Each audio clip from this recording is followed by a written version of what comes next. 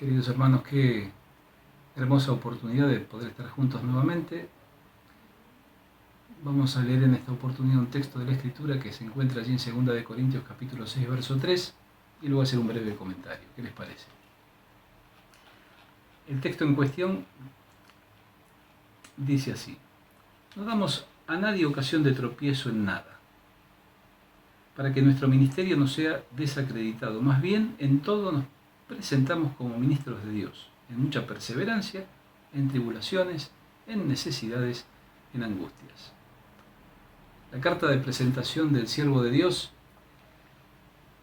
no es tanto su elocuencia, su apariencia física, y menos aún la exhibición de su bienestar, sino, según este texto y los siguientes, una serie de experiencias que el mundo no desea para sí,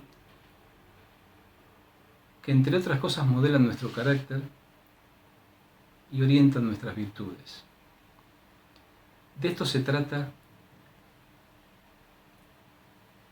nuestra función como ministros. Allí Pablo tiene una preocupación. La preocupación paulina en este texto, allí en 2 de Corintios, es que el mensaje del Evangelio sea desacreditado por un comportamiento inadecuado. Y el anhelo de Pablo en este texto de la Biblia,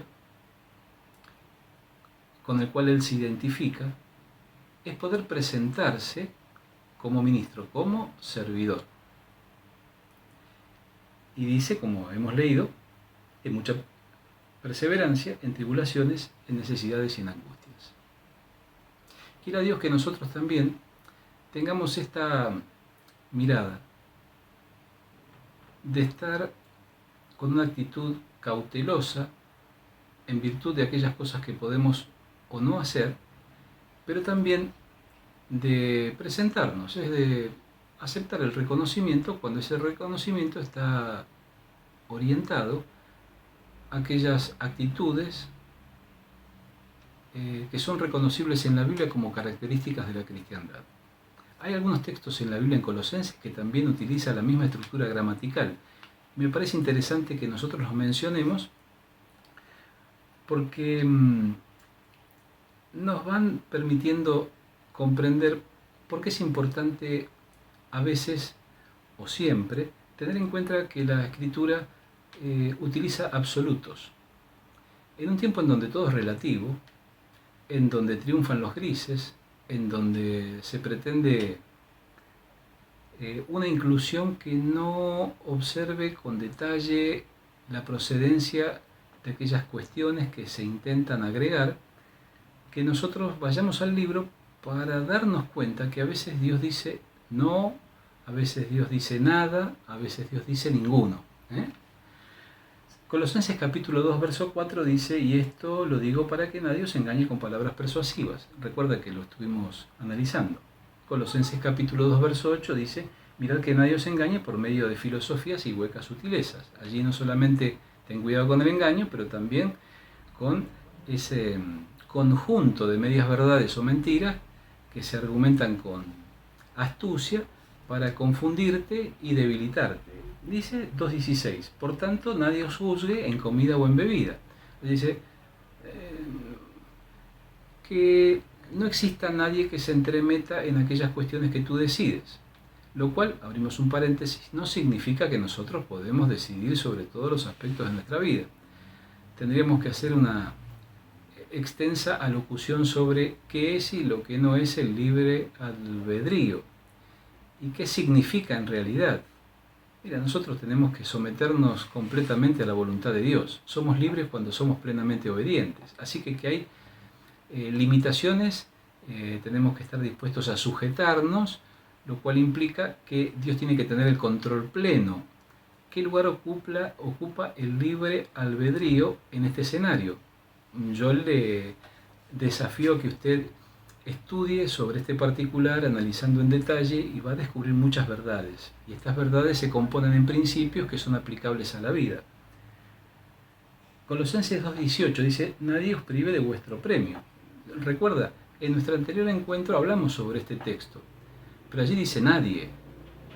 No, yo puedo perder el premio por una buena razón, puede pensar alguno. Puedo perder el premio porque, bueno, o me voy a exponer a la pérdida por mi hijo, por mi nieto, por mi sobrino, por mi abuelo. Es nadie. Hay cuestiones que nosotros tenemos que asumir de una manera categórica sin permitir que se entremezclen otras cosas. Y tenemos que ayudar a nuestros hijos, nietos, abuelos, por supuesto que sí.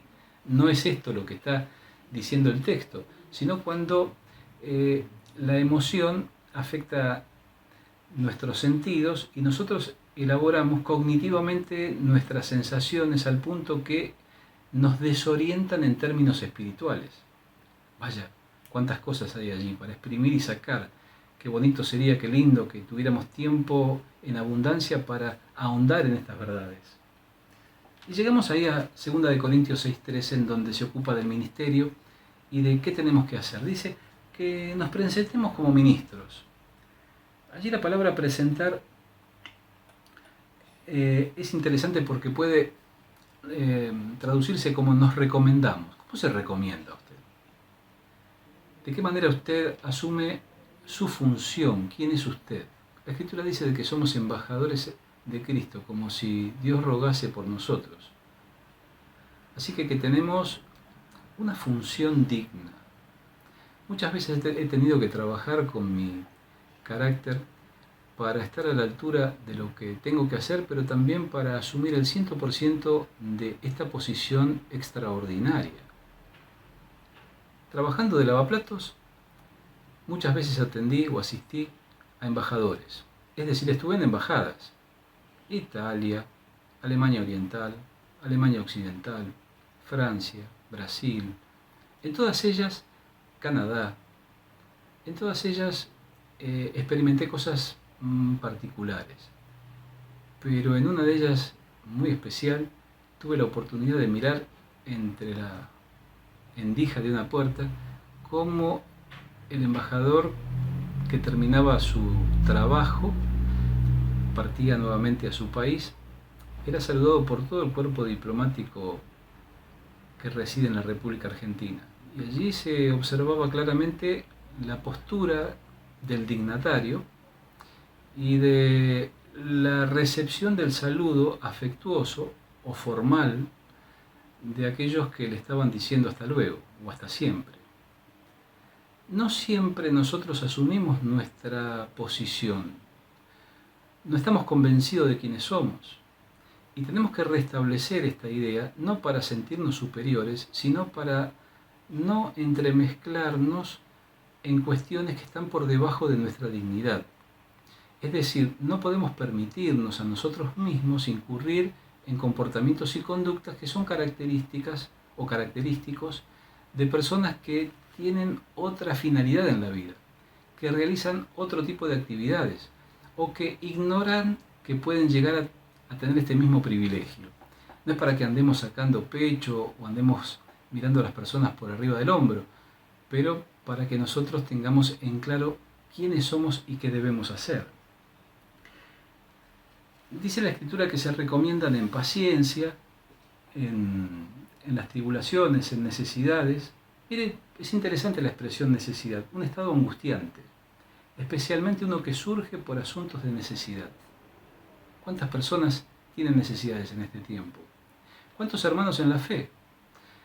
Pues bien, quiero decirle que los hermanos en la fe que están atravesando necesidades no dejan de servir porque tienen necesidades. Sirven a pesar de las necesidades. ¿Qué es lo que sucede? Las personas observan, no están sumergidos en la pena, no están golpeando puertas para ser asistidos. Están elevando su plegaria al Dios de la eternidad para que Él haga lo que siempre ha hecho, poderosos y grandes milagros, y las cosas a veces suceden. Es como si, me voy a permitir una licencia, no sucede de esta forma, pero como que la plegaria dinamiza la acción celestial, como que la gracia va encontrando el camino libre para actuar en toda su dimensión. Es como si abriéramos las compuertas y todo el caudal pasara sin ningún tipo de obstáculo. Si nosotros entendiéramos que nuestra obstinación, el pecado, el error consentido, aquellas cosas que no tienen que estar en nuestra mente y en nuestro corazón obstaculizan semejante acción de la deidad, seguramente nosotros tendríamos distintos tipos de cuidados. Mire, Dios ha hecho grandes cosas en nuestra vida, en la vida de un servidor y de Laura. Y hemos visto la mano de Dios obrando de manera sobrenatural. Pero usted sabe, no fue por nuestra virtud, no fue por nuestra inteligencia, no fue por nuestra capacidad, nuestro intelecto, sino por que Dios es así. Él se ha comprometido a hacer ciertas cosas y las hace. Y Dios ha determinado que dentro de ese compromiso tiene que proveer para las viudas, para los huérfanos, para los necesitados, y lo hace. Lo hace a través de personas. Lo hace con acuerdo o sin acuerdo. Porque Dios es soberano, porque tiene toda autoridad. A veces andamos por la vida como mendigos. Y no somos mendigos, somos hijos del Rey, somos embajadores del reino. Sobre la fama y el prestigio, sobre esta actitud de un pleno reconocimiento de nuestra jerarquía, no para enaltecernos, sino para ser cada vez más humildes, la Escritura presenta textos distintos que hablan sobre la fama y el buen nombre de personas que vivieron en el pasado. Por ejemplo, mire, Génesis capítulo 6, verso 4. Habla de los gigantes y dice el final del verso 4, ellos eran los héroes que desde la antigüedad fueron hombres de renombre. ¿Por qué eran hombres de renombre? Porque eran grandes, porque hicieron cosas extraordinarias, porque vencieron ejércitos, eran reconocidos por su capacidad física. Cuando vamos al libro de los Números, allí en 16.2, dice, y se levantaron contra Moisés junto con 250 hombres de los hijos de Israel, dirigentes de la congregación, nombrados de la asamblea y hombres de renombre. En medio de esta compulsa había un determinado grupo de personas que gozaban del reconocimiento de los ciudadanos. ¿Por qué? Porque tenían esta capacidad de poder dirimir entre asuntos que tenían que ver con la sociedad, los asuntos civiles, diríamos nosotros. Hubo personas que tenían esta habilidad y eran reconocidos por ella, más allá de su comportamiento.